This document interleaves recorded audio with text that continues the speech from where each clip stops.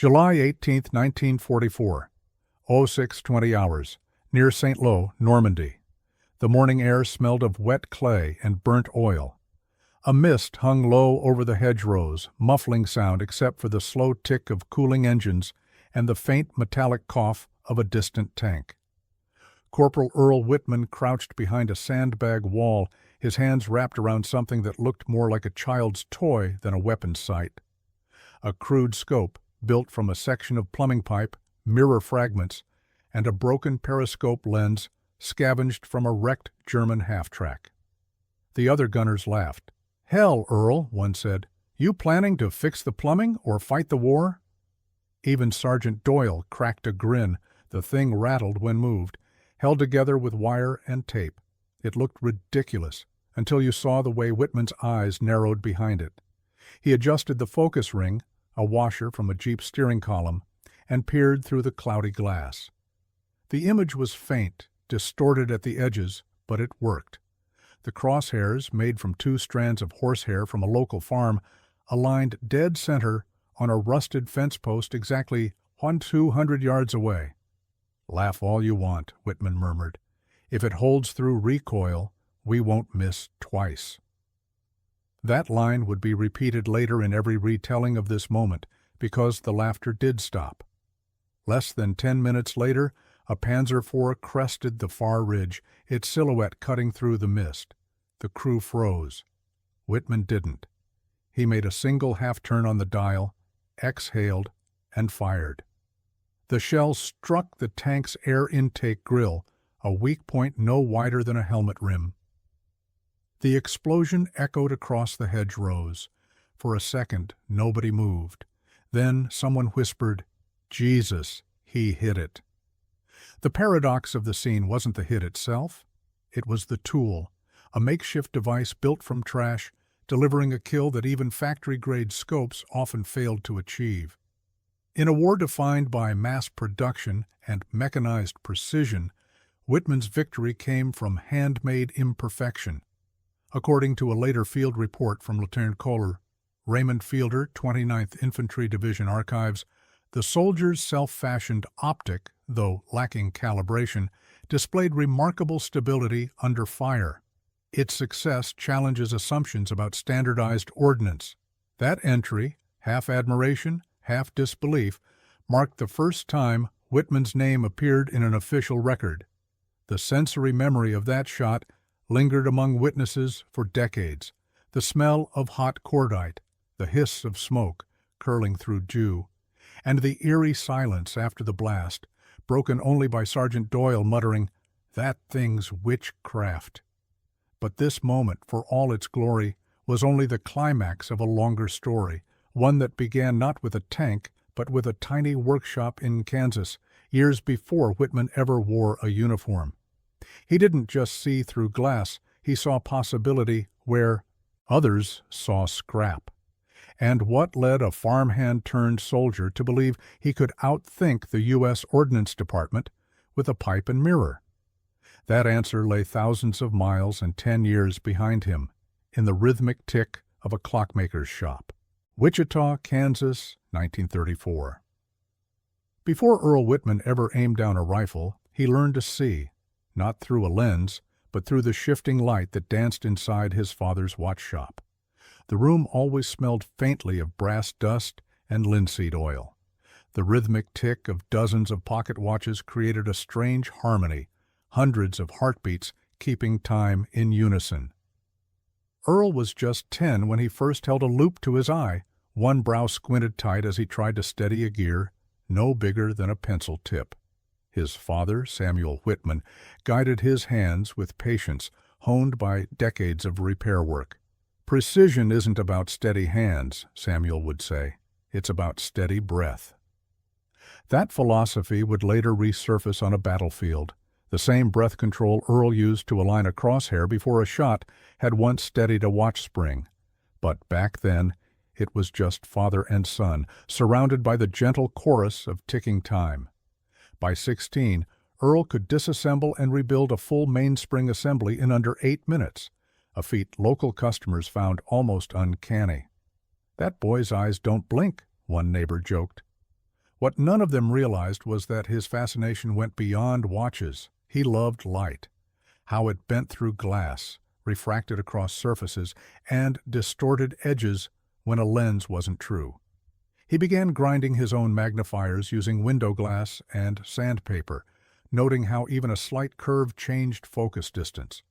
The paradox was clear even then, the small-town boy obsessed with seeing the unseen, yet unable to afford even a basic telescope. His tools were scraps, his results extraordinary. That sense of scarcity would become the defining rhythm of his life.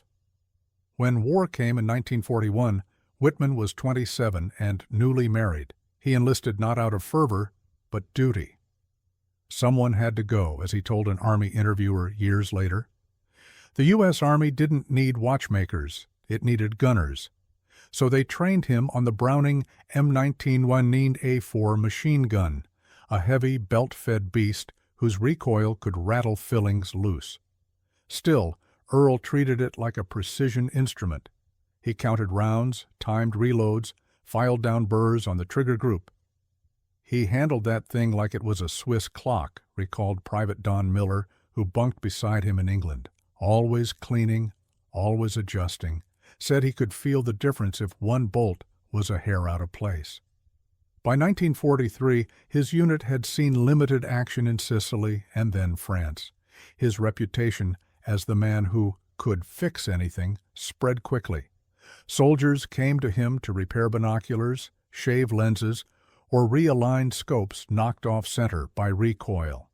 When official parts ran out, he made his own adjustments, using scrap wire, bottle glass, even toothbrush handles. He could make a sight picture out of smoke, one sergeant joked. But behind the humor was respect. Whitman's quiet, methodical competence earned him something rarer than medals: trust. Still, he felt a gnawing frustration. Even with all his skill, U.S. supply chains lagged months behind the front, leaving snipers to fight blind against German optics far superior in clarity and range. One night, while cleaning his weapon by candlelight, Whitman whispered to Miller, "You know what's funny? My dad taught me to fix things that already work. But out here, nothing works the way it's supposed to." That sentence became a private vow. If no one could supply him with proper tools, he'd build his own, even if it meant breaking every rule of Army protocol. Because precision wasn't about perfect conditions. It was about making something work when nothing should. But he had no idea that within months, that belief would collide with the brutal arithmetic of war and the shortage that forced invention from desperation. The mud never dried that summer. It clung to boots, caked on rifles, and turned every road into a brown river. Amid the chaos of the Allied push inland, the U.S. Army had one shortage that manuals never accounted for: glass. By the time Earl Whitman's unit reached the outskirts of St. Lo, the numbers were bleak.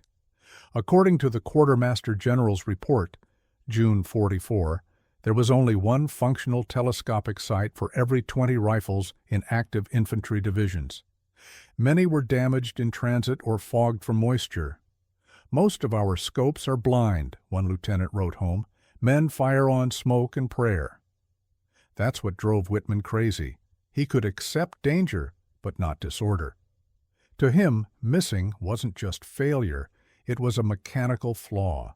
He'd clean his gun for hours, wipe lenses with ration paper, and line up fence posts to check zero.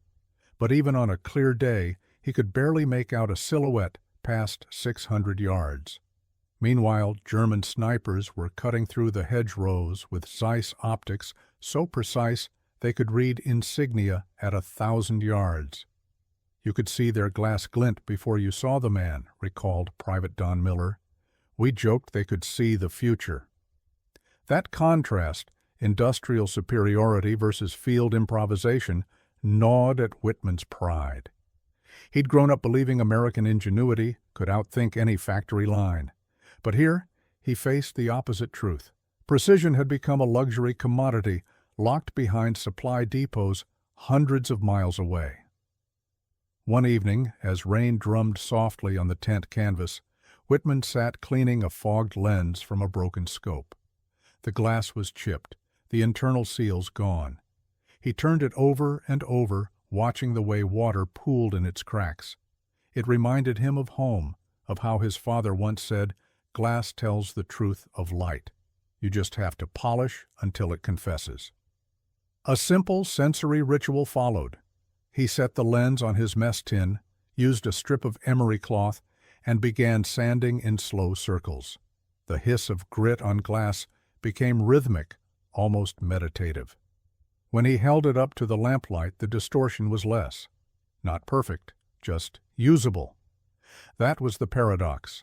A soldier shaping optics with the same patience as a watchmaker, while artillery thundered beyond the hedgerows. Innovation not from abundance, but absence.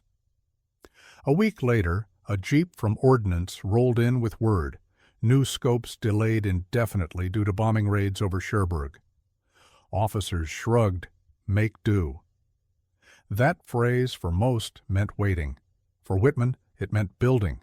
He started taking notes, measurements of focus distance, diameter of tubing. He scavenged a 6-inch aluminum pipe from a wrecked P-47, thinking it could serve as a housing. The men called it Earl's telescope. Some laughed, others bet he'd blow himself up trying. But he kept at it, driven by the thought that the war's outcome often depended on who could see first. One corporal later told a war correspondent, "He wasn't obsessed with shooting, he was obsessed with seeing clearly. That's what scared us. He'd stare through glass like it held the answer to everything." Still, there was one problem Whitman couldn't solve yet. Stability. No matter how he fit the glass, recoil would rattle the alignment off zero. The idea seemed doomed. But one night, while sketching on an ammo crate, he remembered something from his father's shop. How flexible joints absorbed shock without losing precision. The seed of an idea began to form. A floating mount, improvised from wire and melted rubber. It was crude, dangerous, completely unapproved. But it was the start of something that would make the laughter die on a battlefield months later, because the man who couldn't get a scope was about to build one from nothing. St. Lo Sector, July 1944, 2 weeks after D-Day.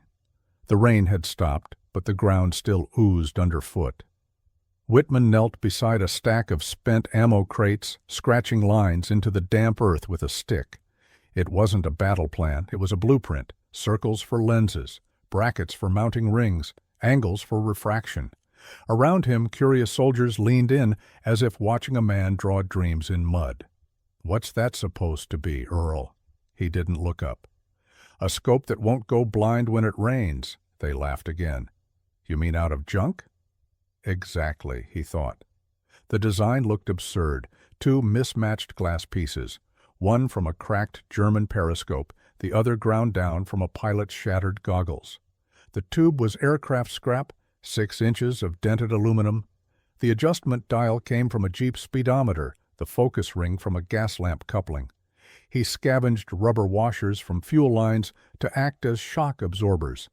Every part was wrong. Together, they might just work.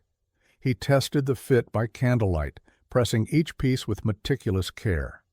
The smell of grease and cordite hung in the tent as he sanded down edges using a strip of his own boot leather. "It's not supposed to be perfect," he muttered. "It's supposed to survive." That phrase became his quiet mantra. The first prototype shattered under pressure. The rear glass cracked clean in 2 after 1 shot from the Browning. The second fogged immediately, condensation turning the sight picture into a milky blur. "You're wasting good daylight, Whit," Sergeant Doyle teased, but Whitman only nodded, emptied the tube, and started again. He discovered that a thin smear of candle wax around the lens edge could seal moisture better than rubber gaskets. It was a trick borrowed from his father's watch cases. Low-tech, precise, effective. When he peered through the third prototype, the image was brighter, sharper. Still not perfect, but serviceable. Witness Private Don Miller recalled, "He set up tin cans at different ranges. We'd laugh, then he'd start hitting them one by one. By the fifth shot, nobody was laughing. The paradox deepened. The worse his materials, the better his focus became. Deprivation honed him. What should have been a weakness, scarcity, turned into clarity. He started measuring wind drift using bits of paper ash, marking adjustments with a nail scratch on the scope housing. No fancy reticle, no elevation knob, just raw intuition and time. At night he'd fall asleep beside his creation, wrapped in an oilcloth. Like a man guarding a secret, one corporal said. But Whitman wasn't guarding, he was listening. He'd tilt the tube, roll it, feel for imperfections. Every vibration told him where the alignment was off. Then came the problem of mounting. The Browning's recoil could rip loose anything not factory fit. So he fashioned clamps from aircraft wing brackets and lined them with strips of melted rubber tire, forming a crude floating suspension. When he fired test rounds, the sight stayed true, just barely. 3 parts, he told Miller one evening, holding the gun under the fading orange light. One impossible outcome. Each success brought new mockery until the mockery turned to quiet watching. Word spread that Whitman's contraption could hit a helmet past 1,000 yards. An officer came by to see for himself. After a single test shot, he reportedly said, "It's ugly, but it works." Still, Whitman wasn't satisfied. The glass vibrated slightly after each burst, too unstable for precision at extreme range. He needed one more modification, something that would finally make the image hold true under the violent kick of a 30 cal round. The answer would come, ironically, not from an engineer, but from a wrecked German rifle found in a ditch near a farmhouse. Inside it, Whitman noticed a detail no one else cared about: the way the scope's internal spring floated just enough to absorb shock. He smiled quietly. That was it. Not perfection, forgiveness. And once he applied it, his toy would turn deadly serious. July 17, 1944. Sector south of St. Lo, Normandy. The dawn light was thin, almost colorless, filtered through a veil of smoke from the previous night's shelling. The men of Fox Company, 29th Infantry Division, stood ankle-deep in mud, waiting for orders that no one wanted to hear read aloud. The air tasted of cordite and diesel. Every breath came with a trace of burned oil. At 05:10, a runner arrived with a folded message marked Urgent, Armor Movement East Ridge, Grid 17 Alpha. Intelligence had spotted a German Panzer column, including at least one Tiger I, moving to counterattack along the Comet Road. If the tanks broke through, they'd slice into the Allied supply line. Whitman listened without a word. He was kneeling beside his Browning, tightening the last bolt on his improvised scope. The device looked more finished now, matte from soot polish, its crude joints sealed in wax. On its side, he had etched a single word with his knife: patience. "Corporal Whitman," Sergeant Doyle barked, "they want suppression fire on that ridge. You, Miller, and Henderson take the M1919 to the haystack line. If armor shows, call it in. Don't play hero." Earl only nodded. But the math was bad. 1 30 cal machine gun and 3 anti-tank grenades against steel giants weighing 60 tons each. The paradox was brutal, technology outmatching courage at every turn. Yet somewhere in that imbalance, Whitman saw possibility. They moved out at 06 Spang, fog still hugging the fields. The grass was slick with dew, the air heavy with the smell of manure and cordite, war layered on farmland. They took position in a ditch overlooking an open meadow, the same route Allied tanks would use to advance. Whitman mounted the Browning, adjusted the tripod, and tilted the homemade scope toward the ridge. Through the cloudy glass, the horizon shimmered. Nothing. Then, a faint rumble. "Engines," he whispered. Miller pressed his ear to the ground. Multiple tracks, maybe 5. From behind, a lieutenant's voice crackled through the field radio. "Hold position until visual confirmation. Air covers delayed 20 minutes." 20 minutes, An eternity when you're staring down tanks. Whitman's fingers brushed over his improvised dials. He tested elevation by counting half turns. The floating mount flexed slightly, not loose, not stiff, just enough. "She'll hold," he said quietly. Miller shot him a glance. "You sure about that thing?" Whitman smiled faintly. "No, that's why it'll work." At 08:47, the first Panzer silhouette appeared through the mist. Then another, and another. They were in staggered formation, advancing across open terrain, confident, unhurried, unaware. The rangefinder in Whitman's pocket was cracked, useless. He estimated distance the old-fashioned way, by size, sound, and instinct. A witness report later described the moment. "He looked through that piece of junk like a jeweler setting a stone," said Sergeant Doyle. "Didn't flinch once." Whitman measured wind with a pinch of dust, barely moving east. He aligned his sights and traced a line to the lead tank's intake vent, the weakest point in its armor. Range, roughly 1,200 yards. He adjusted one quarter turn, exhaled, then stopped. "Wait for the sun," he murmured. "What?" Miller asked. "When it hits their paint, I'll see the shimmer. That's my mark." 10 seconds later, sunlight broke through the haze, flashing across the steel like a signal. Whitman locked in, but before he could fire, Doyle's voice cut in. "Hold, Corporal! Air's inbound! You'll give away our—" Whitman didn't answer. The decision was already made. He pressed the trigger once. The gun kicked. The sound cracked through the valley, a single thunderous breath. Through the scope he saw a bright spark bloom on the Panzer's flank, followed by a rolling black cloud. The explosion came 2 seconds later, rattling the hedgerows. Silence, then disbelief. The entire crew stared as the lead tank burned. Miller blinked, his mouth open. "How the hell," Doyle exhaled, "he just killed a Panzer with plumbing parts." But Whitman wasn't celebrating. He was already checking calibration, his mind on wind drift, on whether the next shot would hold. The science mattered as much as the miracle. Behind them, the lieutenant's voice stammered through the radio. "Confirmed hit. Repeat, confirmed. Grid 17 Alpha clear." For the first time since the invasion, the laughter stopped completely. Yet Whitman didn't smile. "It's just numbers," he said softly, eyes still behind the cloudy glass. "I finally got the math right." What he didn't know was that within hours, the higher command would come asking to see the math and to test whether one man's tinkering could really outperform an army's factories. July 17, 1944, 09:02 hours. Grid 17, Alpha, Normandy. Smoke curled upward from the wrecked Panzer like a black ribbon twisting into the wind.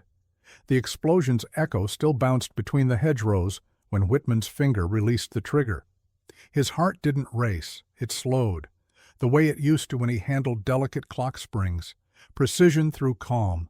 He rechambered the next round and adjusted his sight again, even as Miller whispered, "It's hit, Earl. You did it. It's gone."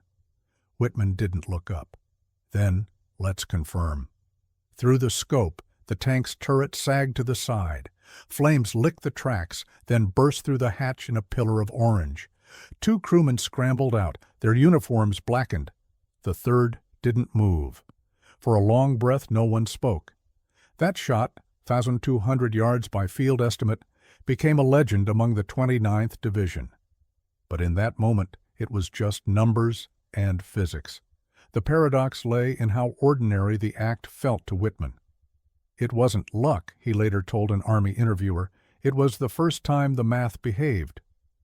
Technically, the hit shouldn't have been possible. The Browning M19A19A4, even with a stable mount, wasn't designed for precision fire past 800 yards. At 1-200, bullet drop exceeded 110 inches, and dispersion could be wider than a man's chest. Yet his handmade scope compensated with uncanny accuracy. Later tests would show it held within 1.3 minutes of angle at that distance, rivaling factory Zeiss optics. Witness Sergeant Doyle remembered the silence afterward.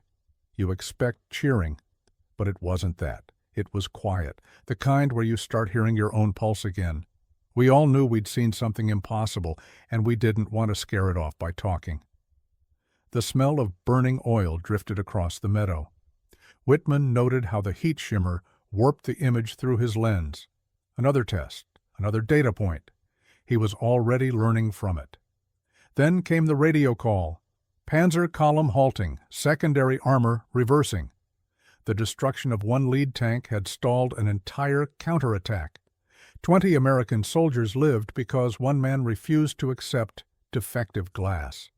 Within half an hour, the field was swarming with officers. The lieutenant who doubted him arrived first, eyes wide. "Corporal, what in God's name is that thing on your gun?" Whitman wiped soot from the scope. "Just plumbing, sir." It wasn't false modesty. The tube still bore scratches from its past life as aircraft scrap. But the officers didn't laugh this time. They ordered him to replicate the shot for verification. Whitman resisted. The weapon was hot, the optics uncalibrated, but finally he set up again, aiming at a rusted truck door 1,000 yards away. One pull of the trigger. Ping. Dead center. Doyle turned to the lieutenant. "Still think it's luck?" The officer shook his head. "No, Sergeant. That's design." The paradox was complete. What began as mockery now demanded replication. The homemade scope had achieved what doctrine deemed impossible, precision from chaos. But the victory carried a quiet cost. Whitman walked closer to the burning tank, the heat pressing against his face. Through the roar of flames, he thought of the men inside, soldiers, not monsters, caught in another engineer's design. For the first time, he felt a flicker of unease. The same ingenuity that built could also destroy. He turned away, the smell of smoke heavy on his uniform. "Let's pack up," he said softly. "This field's done talking." Yet even as they left, a jeep roared down the lane, carrying a pair of ordnance officers from Division HQ. They wanted the device. They wanted tests, reports, measurements. The invention that began in mud and laughter was about to enter bureaucracy and scrutiny. Whitman's battle with disbelief wasn't over. It was just changing uniforms. By morning, word of Whitman's miracle shot had spread across 3 battalions. Soldiers who'd once smirked now stopped mid-step when he passed. But Whitman hardly noticed. His Browning lay disassembled on a tarp beside his bunk, and his focus was locked on the scope, that ugly cylinder of pipe and soot that had defied logic. A convoy from 29th Division Ordnance HQ arrived before noon. 2 officers, Captain Merrick, an engineer from Detroit, and Lieutenant Alvarez, a ballistics analyst, carried clipboards and skepticism in equal measure. "Corporal Whitman," Merrick began, "we're told you hit a Panzer at 1,200 yards with this." Whitman nodded. Merrick squinted at the contraption. "Looks like something from a junkyard." "Close," Whitman said. "Half of it is." The captain's tone softened only slightly. "We're running verification tests. If your claim holds, Washington will want the specs." Whitman hesitated. "Sir, I didn't write specs. I just built it." That line would later appear in his service file verbatim, a simple sentence that captured both the brilliance and the absurdity of wartime invention. They mounted his scope on a test rifle and paced off 1,000 yards across an open field. Whitman lay prone behind the gun, the officers watching from a safe distance. He breathed once, twice, squeezed the trigger. The bullet struck within 2 inches of the center marker. "Again," Merrick ordered.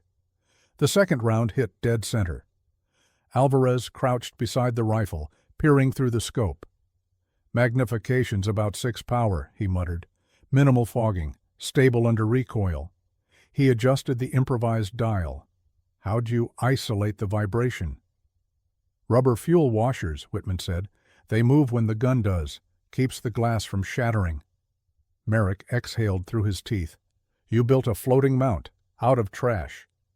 The paradox wasn't lost on anyone. The most accurate field optic they'd seen came not from Springfield Armory, but from the mind of a corporal with no formal training. According to a division engineering summary, July 20th, the device demonstrated repeatable accuracy within 1.3 minutes of angle at 1,000 yards. The report concluded, field innovation exceeding issued equipment standards. That single line made its way up the chain of command, eventually to the Army Ordnance Department in London. But official recognition came slowly, tangled in red tape and disbelief. Meanwhile, on the front, the soldiers had no such hesitation. They copied his design using whatever scraps they could find, bits of glass, pipe, even jam jars. "We called 'em Whitman scopes," Miller later recalled. "Didn't look pretty, but they saved more than a few lives." As accolades trickled in, Whitman withdrew further. He avoided the tent where the officers tested replicas. Instead, he sat outside at dusk, cleaning his weapon in silence. The sky over St. Lo burned orange with artillery flashes. "They laughed first," he said quietly to Miller. "They wouldn't later." He wasn't bitter, only thoughtful. The laughter had been proof that invention still surprised people, even in a war built on machines. But as he watched the horizon, the moral weight of that surprise began to settle. His creation had destroyed a tank and everything inside it. When asked years later if he was proud of that shot, Whitman paused for a long time before answering. Proud? Maybe. But mostly, it proved we could see too clearly for our own good. By August, he'd been reassigned to assist an ordnance workshop behind the lines, not as punishment, but protection. His scope was now classified under Field Optics Experiment, 39B. Engineers drew blueprints, took photographs, cataloged measurements. Yet something was missing. None of their copies performed quite like his. They were too exact, too balanced. They lacked the imperfections that had somehow made his scope perfect, the subtle give, the handmade asymmetry that absorbed recoil without shifting zero. "Not perfect," he told them when they asked, "just necessary." And that truth, that necessity could outthink design, would echo far beyond one battlefield. But history wasn't finished with Earl Whitman yet. Because after the laughter came something stranger, recognition, reverence, and finally, an idea that would change military optics for decades. December 1944, Aberdeen Proving Ground, Maryland.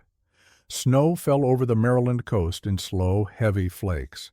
Inside a drafty warehouse, technicians in gray coveralls huddled around a crate labeled Field Optics, Pacific and European Fronts. Among them sat a small parcel wrapped in oilcloth and marked Property of CPL. Earl Whitman, 35th Infantry Division. Major Joseph Hendricks, a senior ordnance officer, unwrapped the strange cylinder and held it to the light. "Gentlemen," he said dryly, "this is what's been making fools of our panzers." Around the table, silence. Then a quiet chuckle. "You're kidding," said one civilian engineer. "That's plumbing." "Plumbing that hits steel at 1,200 yards, Hendricks replied. He wasn't exaggerating. Whitman's field scope had by then been replicated in at least 44 units across 2 divisions. The Army's Ordnance Department had compiled reports confirming the same pattern: improved accuracy, fewer lens failures, and easier repair in the field. What began as a joke had become a case study. The paradox was obvious. Factories were turning out thousands of high-cost M73 and Weaver scopes, all perfectly machined, precision-ground, and fragile. Meanwhile, a corporal's handmade tube of scavenged glass and pipe survived humidity, recoil, and chaos. Sometimes, Hendricks wrote in his December report, innovation arrives not from laboratories, but from desperation. That line would later be quoted in American Battlefield Optics, 1942-1945, National Archives, 1952. Back in France, Whitman received none of this news. He was stationed near Metz, working quietly on maintaining equipment for the winter offensive. His hands, once steady on the trigger, now turned wrenches and filed scope rings.